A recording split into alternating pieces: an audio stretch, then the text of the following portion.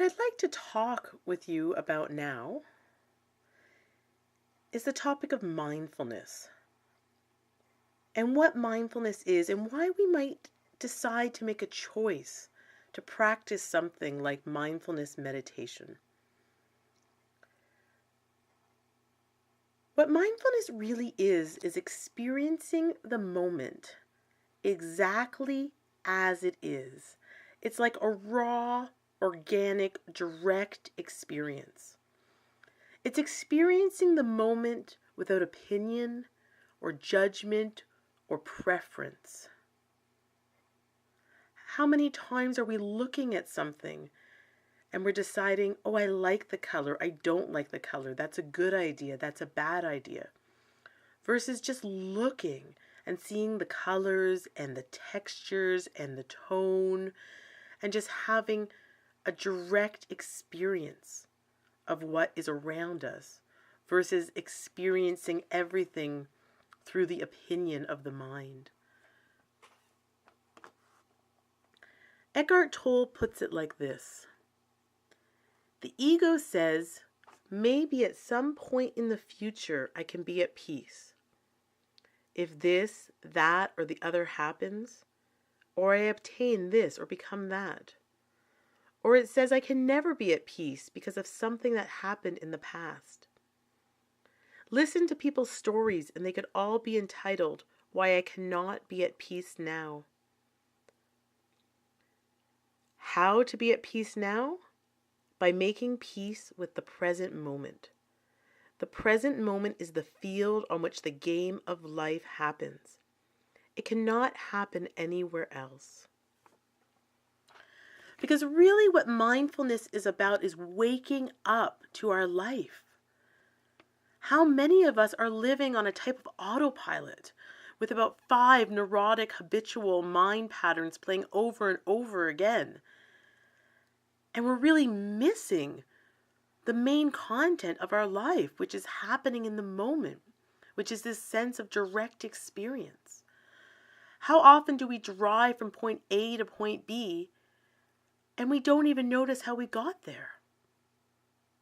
We're just so caught up in the thoughts, the worries, the plans, being 5 years in the past, thinking about 5 years in the future. All of those thoughts are illusions. The only place that reality is happening is right here, right now. So what would that look like when we're driving? It would look like our hands, really feeling our hands against the steering wheel, our foot against the pedal. Maybe the window's open a little and there's a little wind against our cheek. Or maybe the heat's on and there's a sense of warmth. Maybe there's the radio or someone talking and we could really hear their voice, their tone, their words, their feelings. And in some ways, maybe it sounds mundane, our hand against the steering wheel. But there's so much texture there, so much experience to have right in the palm of our hand. So this is what it means to practice mindfulness. And the thing about it is we're not used to living in a mindful way. We're really accustomed to being caught up in our thoughts. And this is why we have to train. This is what it means to do a formal practice of mindfulness, a type of mindfulness meditation.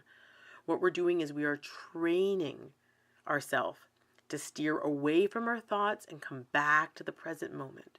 And then we get caught up in our thoughts again and we notice and we come back to the present moment. We call this strengthening the muscle of mindfulness.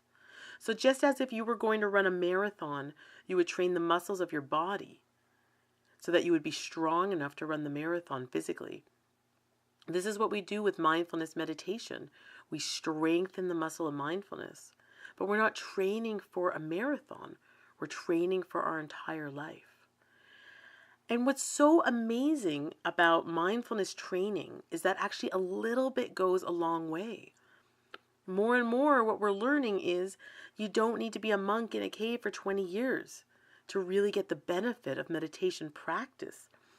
There's a statistic in Dr. Marsha Lucas's book, Rewire Your Brain for Love, in which she shows that actually they're seeing now that 11 hours of meditation practice is enough to change the brain.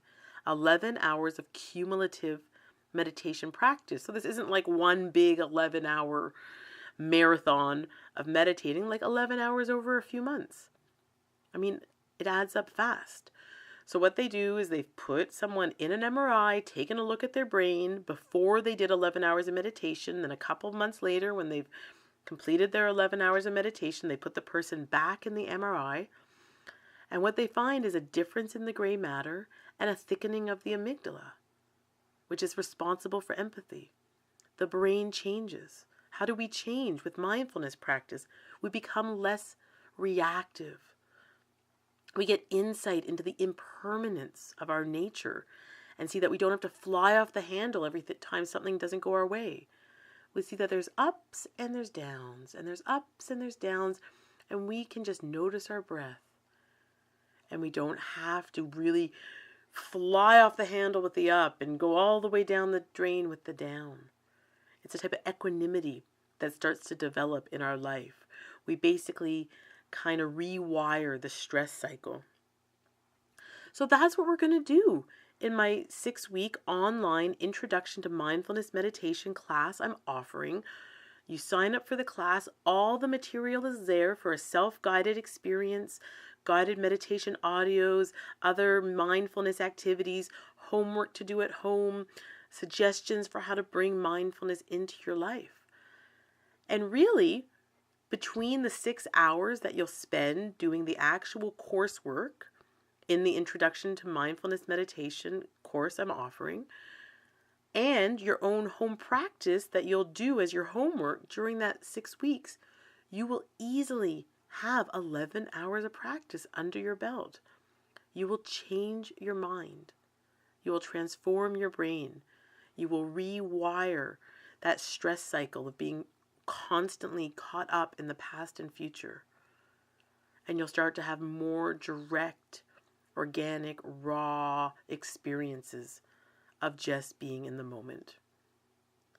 So I look forward to joining you for 6 weeks of mindfulness meditation practice in the Introduction to Mindfulness online course. Please just get in touch if you have any other questions.